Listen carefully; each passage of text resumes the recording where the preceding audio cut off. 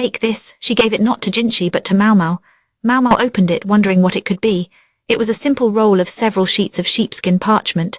Each sheet was covered with crude drawings, a child's scribbles. Maomao asked before she could stop herself. "Yes," the shrine maiden said. Maomao tried to remember if any children had been around. Then her eyes widened as she remembered one. It was the girl who did not speak, the one who had been with the attendant that day. Her name was Jazgul, or something similar. Maomao remembered how she and her friends had worked hard to find the child's guardian. "I haven't seen her around the villa though." Maomao looked at Jazgul's pictures, wondering what significance they held. "HRM," she grunted. One of the images, drawn in dyes, showed two people wearing white clothes. They were young women, Maomao thought. One of them had bandages wrapped around her arm. "Is this me?" she asked. "It is." If Jazgul had drawn her and Yao, Maomao supposed she was obliged to accept the picture. It was strange, though. When they had met Jazgul, NN had been with them, and none of them had been wearing their medical assistant outfits. As she puzzled over this mystery, Maomao noticed some numbers on the back of the parchment. They were probably a date, but written in numerals she didn't recognize. "So what is this?" she asked. "Jazgul drew it before we left Sheo, before you left, but that didn't make any sense." That was long before she met Maomao and the others. Was the shrine maiden making a joke? For once the shrine maiden appeared amused. She said, "Did I not tell you that another shrine maiden would arrive while I was gone?" That day, the day she got lost, Jazgul was uncharacteristically demanding. "She insisted on going out to meet you, I'm sure." "I doubt that very much." Maomao only believed things for which there was concrete evidence. She thought the shrine maiden must be joking, and she was sure of it. She rolled up the first parchment. The second sheet showed a shining figure who looked like the shrine maiden. It also depicted a slim figure and another illustration of Maomao. These were precisely the people in this room at this moment. Maomao did not say anything, she only gazed at the parchment. "There is one more, study it closely when you have the time," the shrine maiden advised. Maomao stood almost befuddled. She did not know what to say. The shrine maiden continued, "I wish for you to know that I too had it once upon a time." The shrine maidens of Sheo lack something, but they possess something else instead. "I have no color in my skin and Jazgul has no voice. I'm afraid my abilities vanished the moment I learned the truth about who I was." The shrine maiden was evidently a quick learner. She had become much more fluent in the local language during her brief stay. Maomao was still standing dumbstruck when Jinchi came back into the room. He asked, "What's keeping you?" "Let's go," he said. "Right, of course," Maomao said and followed after him. Jinchi gave her a curious look but went ahead. He must not have heard what the shrine maiden had said. The shrine maiden, who is she really? Maomao wondered. There had to be some sort of logical explanation, but if so, Maomao didn't know what it was. She was still thinking about it as she climbed into the carriage. Maybe the pictures were a coincidence.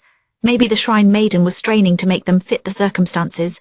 Sitting in the carriage, Maomao turned to the final sheet of parchment, but it was as perplexing as the rest. "What's that supposed to be?" Jinchi asked. "Beats me," she said. The picture consisted only of a line across the page. The space above it had been scribbled black. Epilogue. The cicadas had fallen quiet, replaced by crickets. Perhaps they are playing cricket sumo in town, Maomao thought. It was a simple entertainment where the bugs were made to fight each other. Betting was common, much like with cockfighting. At the moment, however, Maomao was in a room inside a house on the outskirts of the capital. This location was somewhat removed from the bustle at the heart of the city. She was looking at Yao. He was lying on a bed in her house. "I would really like to get back to work as soon as I can," Yao said, gazing outside. She noticed he was wearing night clothes. It had been more than 2 weeks since the poisoning. She had been in and out of consciousness for a while, but now she seemed to have recovered. "I'm sure that would make NN very happy," Maomao said. NN was working at that moment not for Jinchi anymore. She had returned to the medical office. Maomao suspected she still wasn't focusing very well. She had nominally been dismissed from Jinchi's service for failing to attend to her duties. She had spent all her time at Yao's side instead, but Maomao gathered that Yao had finally asked her to leave. "I really thought I could get along without her," Yao said, more to herself than to Maomao. "I don't think anyone could have prevented what happened," Maomao said. "Not even you, Maomao." She went quiet at that. She often put interesting poisonous objects into her mouth. She had experienced Amanita virosa before, though she had thrown it up before it was absorbed by her digestive tract. She had also done the same after sampling the mushroom congee in the Shrine Maiden's chambers. She promptly put a finger down her throat before she could digest what she had eaten. She did not quite get rid of everything, because she vomited a little later. The old lady really lost her temper with me that time. The madam had been very thorough, using all her experience helping the courtesans with abortions. Maomao had thought she might cough up her own stomach. So yes, she was familiar with the flavor and culinary qualities of mushrooms. She might even have noticed the poisonous fungus, if it hadn't been chopped so finely. I guess I really just don't know what I'm doing yet, Yao said, brushing aside her bangs. She had lost a great deal of weight because of the poison, but her chest was still quite full. Maomao offered her some medicinal tea that her old man had given to her. Now that Yao was recovering, she was being treated at her own home. Maomao looked around that home with some surprise. It was a gorgeous house, true enough, but it felt lonely somehow. Even the servants who had come to greet her seemed few in number considering the size of the mansion. Yao said, "I'm sorry I couldn't show you more hospitality." This was probably where Maomao was supposed to say something like, "Oh, not at all," but she never had been good at social niceties. Yao went on, "This used to be our second home. But my uncle took the main house from under us." "I see," Maomao said, "so that was why she was living somewhere so out of the way." Maomao had known Yao came from a good family. Now she understood why the young woman showed such ambition, such a desire to become a medical assistant. "I tried to give Enen a push, but she came back. I do not think she can hope to get anywhere in the world serving me." Yao's father was dead. She had an inheritance, but her uncle was the successor to the headship of the family. In Li, it was expected that women would obey men. Now that he was head of the house, Yao's future lay in her uncle's hands. If he made a marriage match for her, she would be obliged to accept it.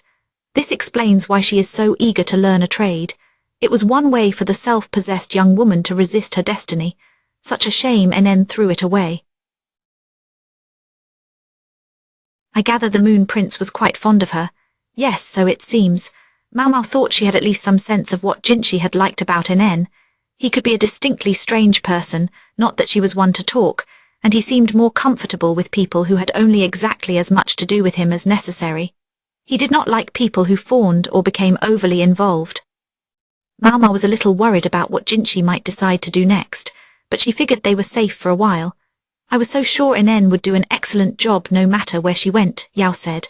"One might say her true value only reveals itself when she is with you, Yao," Maomao replied. Certainly it sometimes revealed itself a little too much.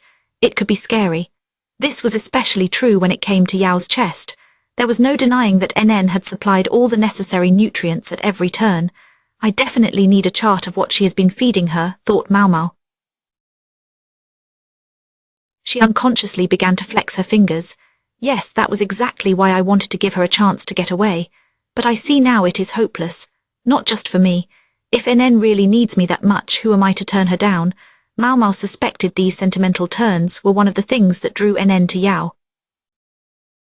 She would quite enjoy discovering how Enen might react if Yao ever became someone's wife. "Hopeless," Yao repeated fondly. Then she looked at Maomao. "And I think you have been doing some work that you haven't been telling us about." "Whatever do you mean?" Maomao said. She did feel guilty trying to play dumb. It was true that Yao had survived her poisoning, but Maomao had specifically allowed the criminal who did it to live. Publicly, Yao was believed to have failed as a food taster and to have been indirectly responsible for the death of a very important person. This was a stain on her reputation that she would have to live with, and she gets nothing out of it. "They're treating me too well," Yao said. "I made a mistake. I messed up everything, and yet they are still being kind to me, allowing me to continue working. I am not so naive as to think the world is always kind to people." Maomao paused to catch her breath. "No, you do not need to say anything.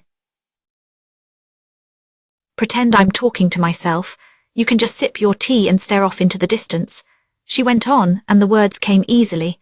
"I do believe the people around me are kind enough not to simply dispose of me, but it also shows that they don't believe I am on their level. I know it might not be wise to say this aloud.